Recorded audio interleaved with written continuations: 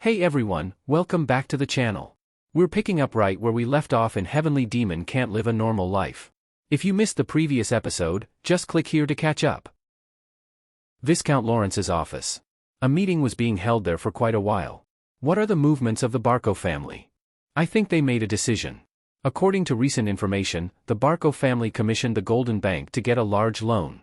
The only thing the Barco family, who has no special source of income, could be preparing for is war. We need to make sure to secure skilled mercenaries before they can recruit all of them. Now, war is only a matter of time. At the words of Doppler, a family vassal and a strategist, Viscount Lawrence could not hide his troubled expression. To think it would end in a war. It was a year ago. The conflict had started back then. Lawrence and other families were located in the northeast of the Kingdom of Cairo, but there was not much land for farming due to the mountainous nature of the country. At least Lawrence had a lot of fertile lands compared to other estates, and it was even said that most of the crops produced in the northeast came from Lawrence. Then one day, the Barco family presented them with a document. It turned out that the ancestors of the Lawrence family were in debt to the Barcos, and fertile land was at stake as collateral. Due to this, a conflict between the two families began. Being the Viscount of Lawrence, he insisted that he could not fulfill the promise of the document as it couldn't be accurately authenticated. In contrast, the Barco family insisted on the document's authenticity and tried to pressure Lawrence. In fact, even back then, Viscount Lawrence didn't think the situation would get as bad as it was now. The authenticity of the documents of the Barco family was unclear, but the problem was that a relative of the Barco family occupied a place in the central government. Due to that, the rights of the Barco family were eventually recognized. At the choice of either paying off a huge debt or giving up the land, the Lawrence family locked their doors and raised their voices of protest. However, even then, the trouble was not resolved. Now, there was only one way to solve this problem. War. The Barco family prepared for war. Lawrence had heard several conversations about them, and now he even heard rumors that they had borrowed money from the Golden Bank. Doppler said, war is now inevitable. If the Barco family's request is accepted and the family pillar is to be pulled out at the roots, it is better to be prepared for war and fight a desperate struggle. Fortunately, Miss Flora will marry Roman Dmitri of the Dmitri family. Although Dmitri is originally from a family of commoners, isn't he now a rich man known throughout the Northeast? I don't know how much the Barco family borrowed from the Golden Bank as collateral, but I seriously doubt they have more money than the Dmitri family. That's probably right. Only because of that, I sent my sole daughter to Dmitri's fool. Lord, it was a decision for Lawrence. You have made the right decision as a lord, so you need not blame yourself. I know. However, his expression was different from his answer. Thinking about the future of her daughter, Flora, his heart was broken. The moment we give the land to Barco, our family is over. Different families will try to bite us from all sides. This is the right decision for my daughter as well. The moment the status of the family falls, the future of the beauty that everyone admires is bound to be hopeless. At least if she gets married in a situation where the family is strong, my daughter will be treated well even in Dmitri. He swallowed the pain. This was reality. There were times when he had to make a decision, even though he knew it would be painful, just in order to solve the problem in front of him. The meeting soon finished. After the marriage with Dmitri takes place, we will get mercenaries and prepare for war. No matter how strong Barco was in the northeast, Dmitri's support could never be ignored. However, it was then. Bam! The door swung open. Lord! There is a big problem. A soldier walked past Flora and stormed into the office. The news he delivered to Viscount Lawrence was genuinely shocking. Is that really true? Yes. He couldn't believe it. Roman Dmitri. It is said that there is no silkworm under the hood one, but rumor has it that Roman was even worse than a typical supremacist bastard. But then, how did he get rid of Bloodfang? It didn't make any sense. First of all, it's hard to believe that Roman had enough power, and even then, Bloodfang was an organization whose base had not yet been revealed. If it had been an organization whose identity could be revealed so easily, Bloodfang would not have survived until now. He asked the soldier in detail. He wanted to know from start to finish, just what exactly the soldier had seen. When young Master Roman Dmitri visited the estate, nothing special happened. He was promised to marry Miss Flora, so I allowed him to enter the estate without any questions. However, it was about an hour later. As I was returning to my quarters for a shift, I witnessed Roman grabbing a man's hair and dragging him away towards Lawrence Square. Later, he revealed that that man was the leader of Bloodfang, Ben Miles. I don't know what happened between Roman and the Bloodfang, but Roman dragged the leader of the Bloodfang in front of the people of Lawrence and finally executed him. It was beyond common sense. It was unbelievable. The execution of the leader of the Blood Fang was definitely something to be proud of and glad of. However, the situation was not so simple.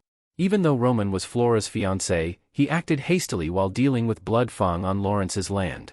Just as Viscount Lawrence expected, Doppler said sternly, "This is a murder committed without the permission of the Lord, the owner of Lawrence. This is an issue that cannot be overlooked." A resolute voice. Viscount Lawrence's expression turned complicated. A problem with an order? Right now, that wasn't important. It's his own future son-in-law. He wanted to see the face of Roman Dmitri, who was said to have dealt with Blood Fang single-handedly. Call Roman Dmitri right now.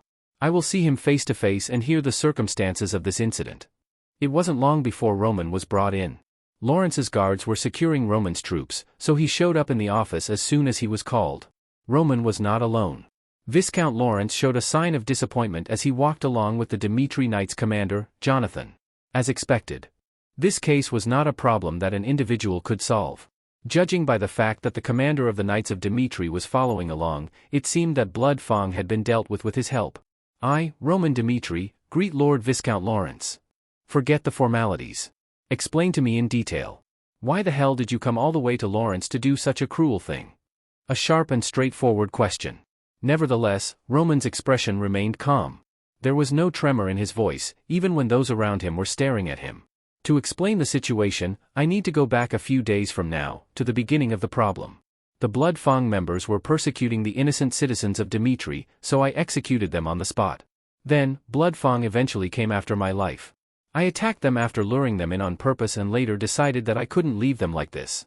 That's the whole story of what happened in Dmitri. After hearing that Blood Fang had a central base in Lawrence, I rushed here and executed the leader, Ben Miles. What I want to ask is who gave you the right to do such a thing in Lawrence? You have no right to execute anyone here. I know. Rights. They were important. It was just for a cause, and even Roman had no intention of crossing the line. However, that was until he dug up Blood Fang's information and confirmed one fact. But I had my doubts about whether I should be the one to punish Blood Fang in Lawrence properly. Ben Miles is not a faceless figure. He was not identified as the leader of the Blood Fang, but he was quite famous in Lawrence for all kinds of charges. However, how did Lawrence deal with it? I was on guard. Although Ben Miles has been caught in several incidents, he has been released on massive bail on several occasions.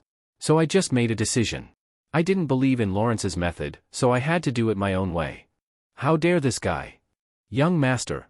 He was making extremely bold remarks. Doppler shouted, hardening his face, and Jonathan stopped Roman in embarrassment. The opponent is Viscount Lawrence. A Viscount family is higher than the Dmitri family. However, even with such a person in front of him, Roman did not admit his guilt but showed that he believed he was right. Roman said, "To be honest, I was a little disappointed. I thought you would congratulate me for dealing with Blood Fang, but I didn't know that you would punish me for a problem with the procedure of things. I solved the Blood Fang problem that was being discussed as a problem not only in Lawrence, but in the whole northeast area. I put my own life at risk to solve the problem while Lawrence was sitting around. I ask you, Viscount Lawrence, did I really do something wrong?" Viscount Lawrence's expression hardened. He saw Doppler. "Is that true? What are you talking about? Ben Miles is a known figure." I asked if that was really true. Doppler was stunned. Ben Miles. He knew it too. I didn't know he was the leader of Blood Fang, but he was so notorious that I remember hearing his name. Doppler started murmuring his response in hesitation. Seeing this, Viscount Lawrence was sure that no more questions were needed. Viscount Lawrence's gaze turned to Roman, who was looking at him. "I will not take this issue any further. Although you don't have the right to execute anyone in Lawrence's land, this wouldn't have happened if we had done things right in the first place. In this regard, we will compensate separately later." "Thank you. Then, you may go." "Yes." Roman bowed his head. Jonathan, who had seemed to be walking on thin ice until just now, hurriedly followed Roman and left the office. The moment they left and the door closed, I took a solid blow. That guy is really Roman Dmitri, right? Viscount Lawrence. A smile bloomed across his face. Like father like son. Point 2. Looking at Roman's dignified attitude, Viscount Lawrence evaluated him from the perspective of his son-in-law. Right. It is natural for a man to have such courage. An heir that got blood on his hands for the sake of his citizens. Who the hell is calling that guy a fool? He is a badass man. Laughter came out. Roman's words were sophistry, and he should have been punished. Still, he didn't punish him. thinking that a man like Roman would be his future son-in-law, a bond formed that he didn't know yet existed, and he couldn't stop smiling. His eyes were looking straight at me. A dignified attitude. He was so fucking cool. When he heard that he was called Dmitri's fool, he imagined a miserable image, but when he saw him in real life, he was totally different. However, my lord, you cannot overlook this incident. Where would something like this not be allowed? He's going to be Flora's husband soon. In order for a man to do big things, he needs that kind of determination and attitude. And he didn't kill innocent civilians either. Since he has dealt with the blood fang problem that has been tormenting us for so long, wouldn't it be right to congratulate him as he said?